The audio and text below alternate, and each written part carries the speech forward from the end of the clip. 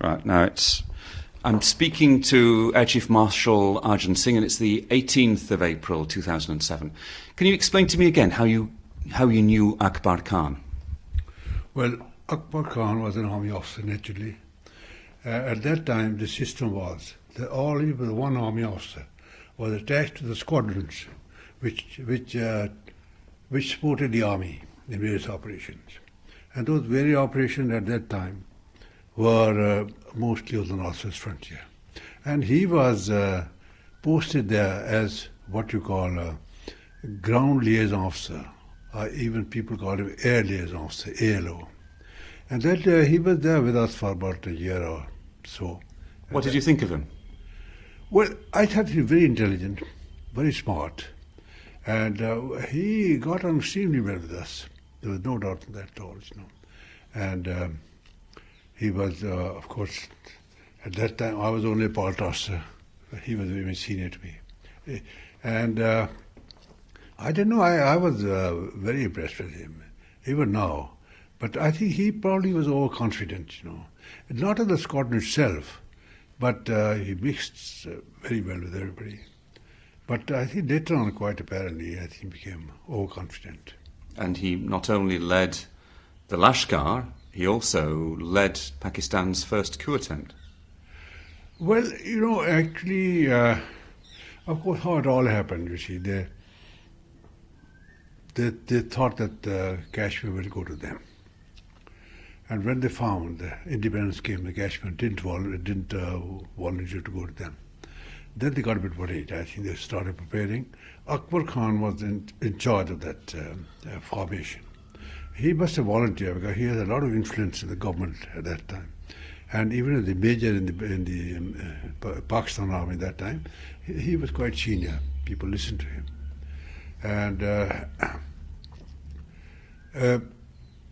I think first of all, of course, it was mostly by retired people, not serving people. Serving people, even without uniform, maybe a little more discipline. Now, these chaps who came in Pathan clothes, salwar kameez, they, of course, their ambition was to capture Srinagar, which they really did. But I think we were able to, by use of the Air Force and civilian aircraft, land just before the airfield was taken. That was the only airfield at that time over there. And then, of course, as you know, the fighting took place ultimately right on the frontier. You might have seen that place, I think, right on the what you call edge of the town. Shalatang. Huh? Shalatang. Ah, yes, that's right. And I think there were one or two very good, well-known officers. They still remember. One was Sharma, I think. There was somebody else, and so on. Still remember. But I think what delayed their operation was that a lot of people started looting and raping women and so on in Baramulla. Now, I think that their other aim was to loot, because they had something to loot on this side. So that is, I think those were the two major mistakes I think they made. You were at Ambala at the time. I was commanding Ambala at that time. Well, Ambala was not an operational station. It was a flying training station. And that was the main flying training station Indian Air Force had. But we used to support them by a few aircraft, like small aircraft like Harvards, Oxfords, other aircraft, you see, Dakotas and whatnot. Not based there, but as a backward, not a backward thing, but as one of the base stations. So that way I came in, and I went to Kashmir, I see, quite a few times. No, it was very, very easy for us. Now, if you're talking about the participation of the Air Force, it was very easy because there was no opposition. Pakistan Air Force never came in. Even with a small number of aircraft, had they come in, it would have made our air operations quite difficult, because that place is, the whole of Kashmir is nearer the Pakistan border than Ambala or backward bases. So, see, you could Uri, for example, and they had come there. And even Punch, for example. But did you ever think that the valley was lost? That we never did, because you see, once we landed there, once we landed the brigade over there, see, brigade and a well-disciplined brigade, and under a very able general, General Kulwant Singh, and Thamaya also was there, I think. The whole thing, actually we have, we never lost any faith, I think, because first of all, even that time we knew that we were superior to them in military forces. See, ultimately the military had to come in. And no, it was, there was no doubt in our mind that it is retained. When did you first travel to Kashmir during that crisis? You say you went to Kashmir a few times. I went to the airport. In a Harvard or a Dakota, or? Well, we used to have a British aircraft transport, Oxford. I went in that, I think. This is a military plane or a civilian plane? Well, it was used for the military, no, not civilian, but it's used for civilian purposes. Like, say, Dakota could be used for civilian and military purposes. But a small aircraft could only take about 5 or 6 passengers. Small aircraft. Well, what do you remember the airport at Kashmir being like? It's a very basic airport, isn't it? Well, it was just kind of, it wasn't macadam, it wasn't cement and so on. It was just an ordinary airport, very short. Of course, it can't be more than about, I think, something around 700-800 yards. The aircraft owned by the Kashmir government at that time used to fly from there. And there was no difficulty in operating Dakotas. The other aircraft, we flew mostly operational aircraft from Jammu. But Spitfires and Tempests were also involved in the attacks on the Lashkar. Yeah, I think Spitfire was always going on, but Tempest was the main aircraft which we used, I think, at that time. And then I think, well, Hurricanes also. Hurricane, let me see. We didn't base in squadrons so much. Whatever they wanted, the man in charge of our operation was Air Commodore Marshal Singh. Now, whatever we wanted, he was supplied for the backward bases. Because we weren't quite also certain that at what time their air force might come in. We had no radar, nothing at all. We had everything blind. Did you see any sign of the enemy? Any sign of the enemy when you flew into Kashmir? Absolutely impossible.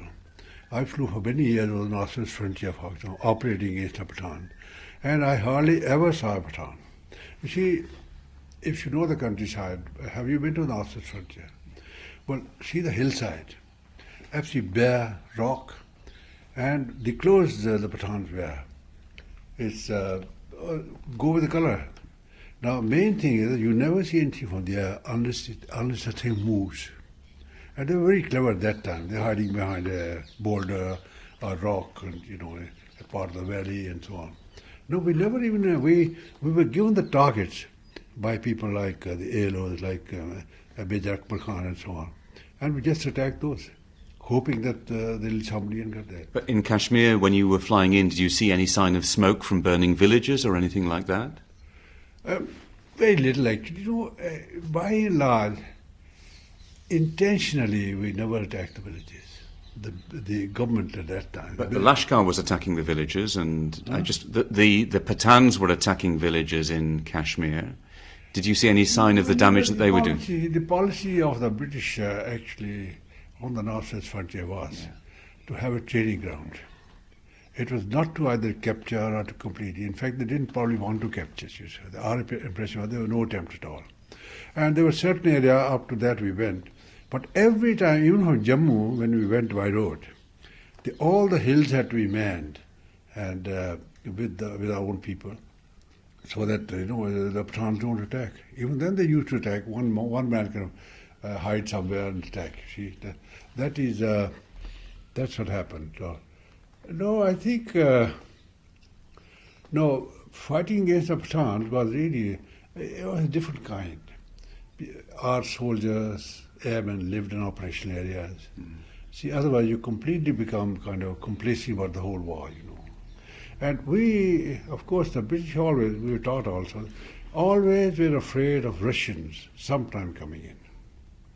And that was the reason, I think, because out there over those hills, Russians couldn't have come because they were very, very difficult to kind of go through.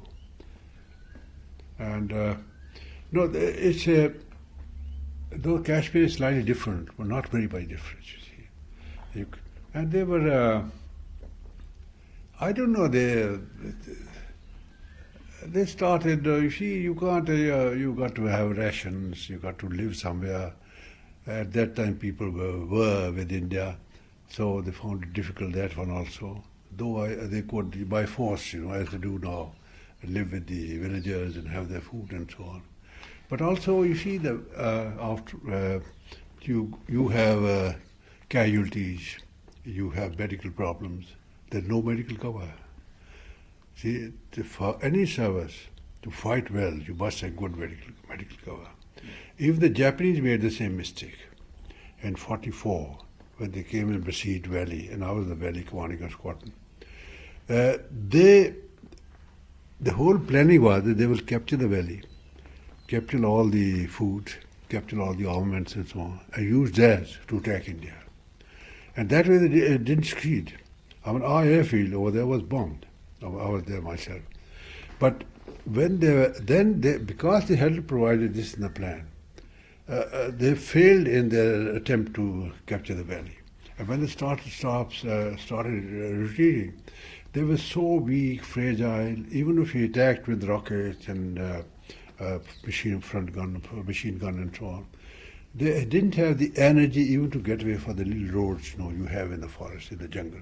But when you were in Ambala, the Sikh regimental centre rebased from, I think, Nowshera to Ambala after partition. Did you have anything to do with the Sikh regiment, which was the one that led the troop landing in Kashmir? Which regiment?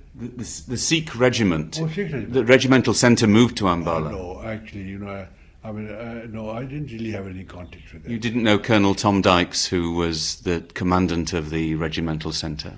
No, I didn't. No, regimental centre was in. I didn't even know it was in Ambala. Was it? No? It moved from Nowshera to Ambala, then it moved on to Ramgarh in Bihar.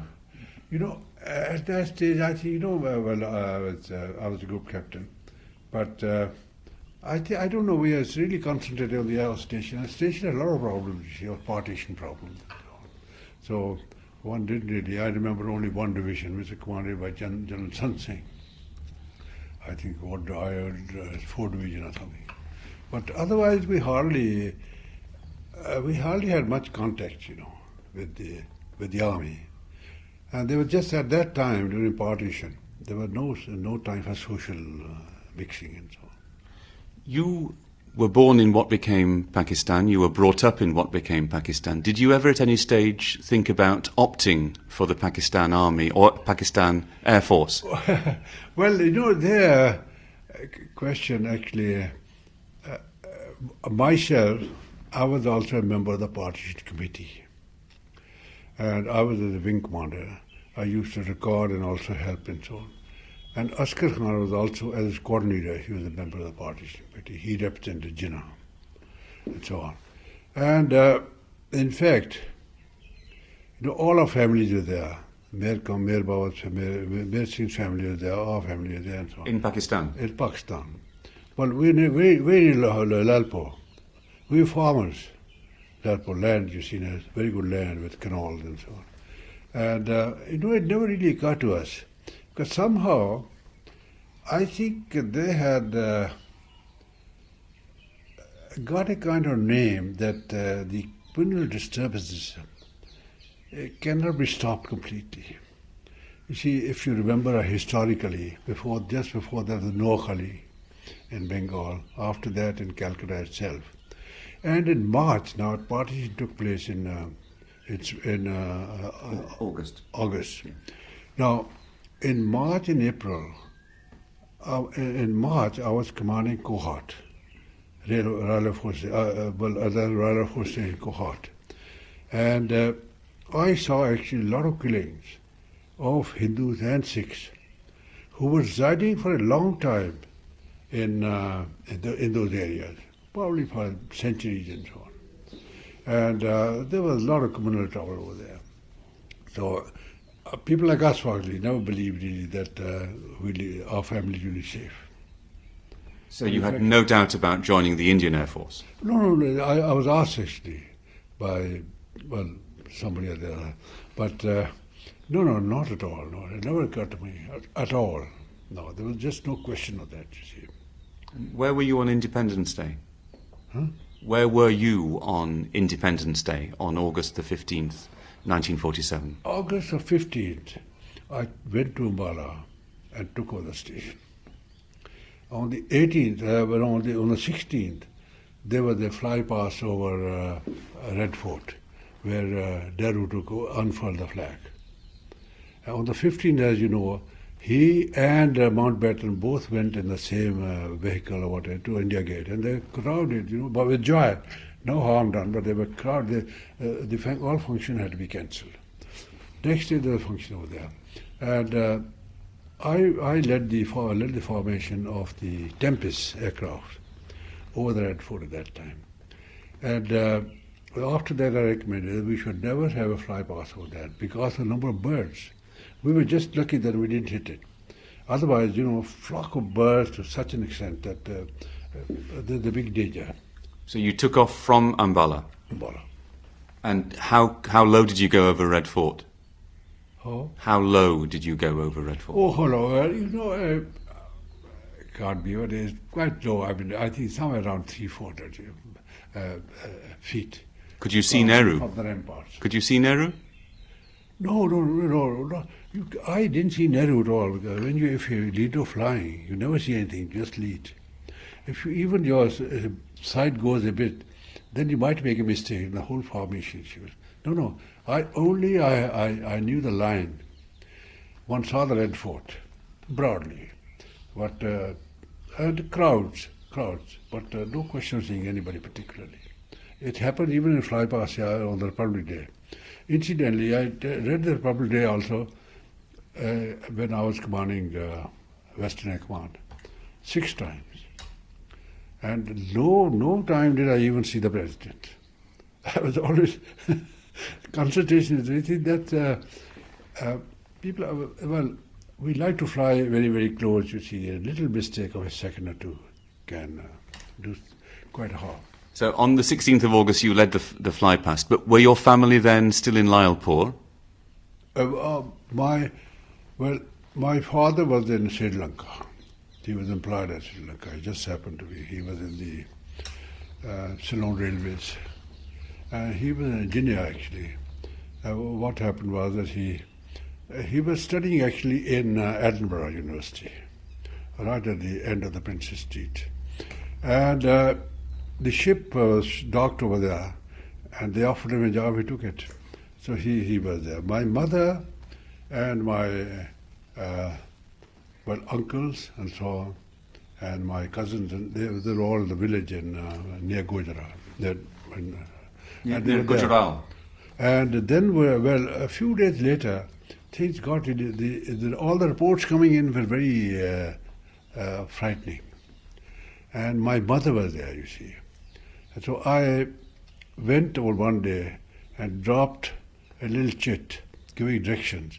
There was every village has a grazing ground. I wonder if you see. Grazing ground? Every area where, and that belongs to the whole village. So I asked them to cut a few trees and so on. And they cut, and I landed in Oxford. You landed in Pakistan? I landed in Pakistan and picked up my mother and a few other people from the village, who were unable, who were not fit to walk or fit to take journey and so on. Was this something that you did on your own initiative? Completely. Otherwise, one wouldn't have been allowed. Completely. I mean, it's not. I said, well, one has to take a chance. No. But how did you get the message to your mother that you would be coming? Just to drop the. It's from Lahore. It's only about 100 miles. I dropped a message over there. From an Oxford again? Oxford again. On the day I dropped the message. I said, you should clear these few trees. I knew the ground very well, you see, over there, because I knew I could land. And they had cleared it. So what was the name of the village? Kohali. Kohali, Kohali. In Lyalpur district? In Lyalpur district, but further thing, I wonder if you've been there, it was very near Gojra. The Gojra was a very quite decent town at that time by my standards. But after that, I hardly studied in Lyalpur, I never studied in Lyalpur, not even for a day. I studied in Montgomery for a bit, and then I studied in Lahore. All of my college education was Lahore, government college, which was Sassin, I think. But when you landed with the Oxford, this would be, what, about the 20th of August, something like that, or a little bit later? I would say a bit later, probably 24th or 25th. So it took time to build up, this tension between communities. And when Sikhs and Hindus felt that they're not safe, that is when the migration started on a big scale, complete. But so how many people did you manage to get on board the Oxford and take back? Oxford could take only about 5 or 6 comfortably, and I loaded about 8 or 9, I think. Who did you take? Well, some children, some people, some older people, and so on. And I think one of my cousins was a lady. She was handicapped, her and my mother. Did you have other relatives or friends who were trying to scramble on board? Well, amazing. I think there were no scramble at all. No, people at that time, no killing had taken place, but the pressure on them to leave had built up. So there were no kind of. When they started, they were arranging buses and so on. I don't think they felt that they will be killed on the way, or they will be tackled on the way, because a lot of people were leaving. There were big caravans. Did you see these kafilas? The caravans, the kafila. Did you see them from the air when you were? Others, not from my village. After that, I never went over there because we weren't allowed to. You see, even first time to go and land there, I took a big chance. But affection, I think, for my mother is so great. Did anybody from the Air Force, any of your commanding officers, say anything to you afterwards? No, they all appreciated it somehow. The whole station knew where I'd gone, because I didn't go alone. I went with at that time we used to have navigators and mechanic in case something went wrong. So 1 or 2 people like that. No, they all appreciated it. Now I've said that since then I've been seeing it quite openly, even when I was in service. See, too late to take any action against me. But at that time, one had to be. And what is more, actually, it wasn't only that. No, we had a large number of family, a large number of airmen with us, whose families were on the other side of the partition line. And they were all very concerned. So all the people who wanted to go outside over there with the 3-tonner or 50-tonner weight and so on, we gave them these military trucks with Sten guns, machine guns, and so on. And the amazing part is that that was also without getting a headquarters permission. So that there was myself and in fact there was a sergeant in charge of all the armaments and so on. He has to account for every gun, even a round when he fired, it must be recorded. So we got together. I think conspired that I think let's take a risk, and they all went. They all spent about 6-7 days, and they all returned with their machine guns and all the vehicles intact. And with their families safe? With their families and friends. See, truck can take about 30, 40 people, 50 people, army trucks. So they filled out the whole lot and brought them. And did they use any ammunition? No, not at all, not a single firing. Never used guns. Guns were there, they brought back all the guns, ammunition. No, they didn't have to fire at all. But, amazing part is, in all these things, the greed comes in.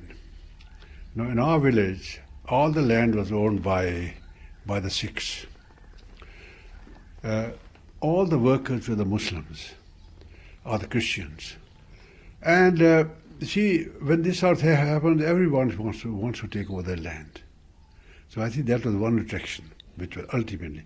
It wasn't attraction, I think, to kill them. They want them to just leave everything behind. And all the possessions in the house, and so you can't bring them back. So they were all possessions were better than what they had. And therefore they threatened them. And they must have showed them that they should leave. But in our village, I remember, I kept account, I met many of them after that, not a single man was killed. They all turned up and a large number turned up in Ambala because I had a good house and I could look after them for a week or so. So that is what happened. But many Sikhs died from other villages in West Punjab. No, I can't really speak on personal basis. I can only speak what happened at Ambala. For example, at Ambala, Air Force Station had quite a lot of Muslim, at that time they hadn't gone back, they haven't Muslim airmen. All our staff was really Muslim, you can say, in the messes and the cooks and the bearers and so on, all the Muslims. And they were threatened by the people. And they were very nervous. And we asked them, if you want to leave, then we'll make arrangements for you to leave. If you want to stay, we'll protect you. But nearly all decided that they want to go. That was the stage. And also at that time, some of the casualty, not the casualties, the trains full of refugees, people wanted to leave, had started coming on Ambala. Ambala is a big junction, as you know. They started coming through them, passing, and that was affecting our place also, affecting our station. But Army and Air Force didn't allow any kind of, you could say, killing in Ambala area. And I think that is where the partition was done in such a haste that both sides wanted to give it and take it and so on. That I think they hadn't made proper arrangements after Radcliffe decided on the line. They hadn't made proper arrangements for the protection of vital points. For example, not a single man was killed in in Maleet Kotla. There's still about 50, or there's still about a couple of lakhs Muslims there, poor. Not anybody was killed in Amritsar. At the moment, there are about 70,000 Muslims over there. So, in some parts, where the greed wasn't so great, the relationship held. But in the villages, they don't, because you see, land is very, very, people are very envious of land. The people who own land are not always popular. And they wanted that, And when the lorries went across, did you go across with any of the lorries that went from Ambala?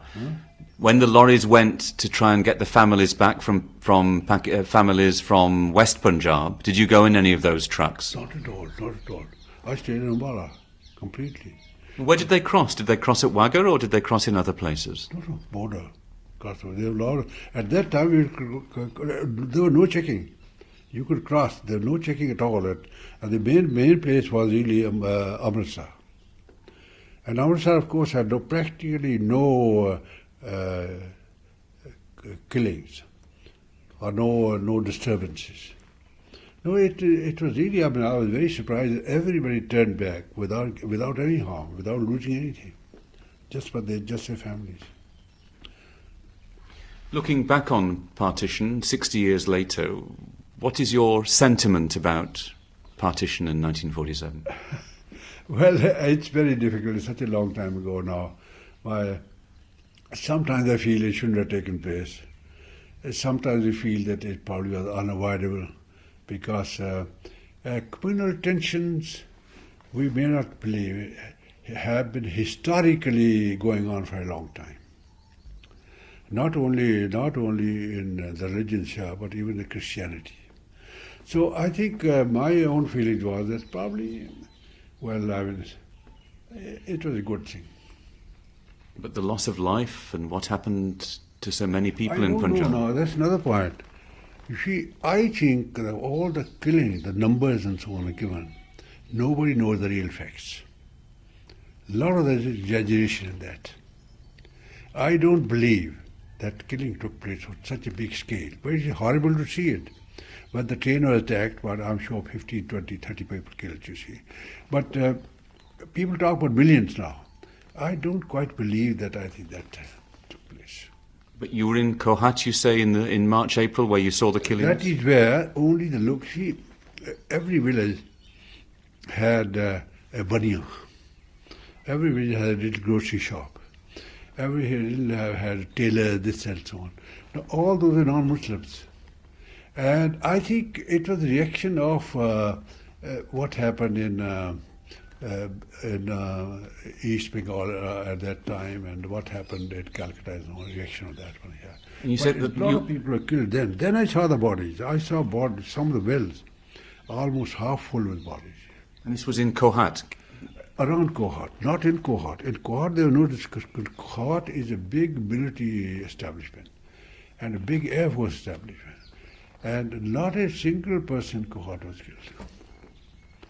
See, much of the killing took place in the villages, where the relationship was very good before partition took place. And suddenly something broke down, you know.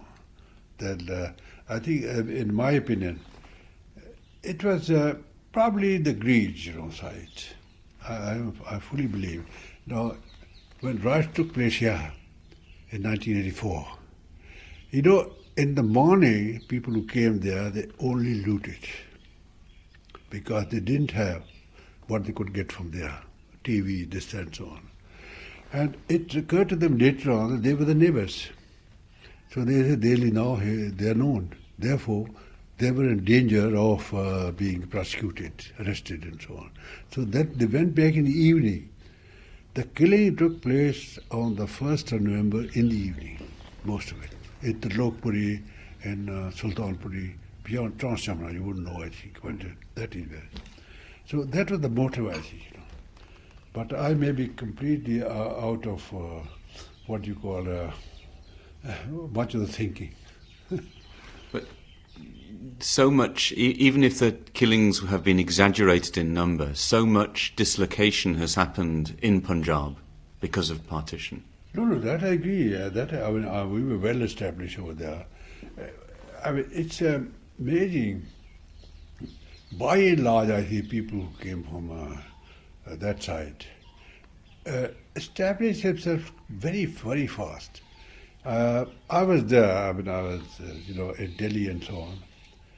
You know, I never saw any refugee who had come or their children begging. And I remember once I was near a coffee house, you see, on Janpath now. At that time it was Queensway. And outside the coffee house, my wife and I were having some coffee. And that little boy selling papers. And we had bought a paper already, evening paper. And she said, no. I said, well, we gave him money. I said, we don't want the paper. He said, wouldn't take money. So that spirit, you know, is mind you, it's historical also, because all the attacks took place from the days of Alexander and so on, from that thing. And they all passed through Ghabbar Pass, or Quetta Way. And they all came to this area. Fighting took place first over there. So they changed the whole character of people. They changed the character of people to face difficulties, to overcome difficulties, to find their solutions. That's what happened, I think. That's where I think, because you see, not much fighting took place in other parts of India. Now that is why, we continue, we even fight amongst each other now, you see, all the time, I think, because this fighting is in them. See the driving here. Much of the drivers are North Indian, and they have a fighting spirit. They must overtake everybody. And when they do something wrong, they think that they must get after him, you see, somebody. So that's the character, you know. And I think then, of course, all they moved over to Bombay and Calcutta and Lucknow and Kanpur and so on. But majority came to Delhi. I think Delhi probably had. Delhi probably had about 500,000 refugees. Delhi, you know.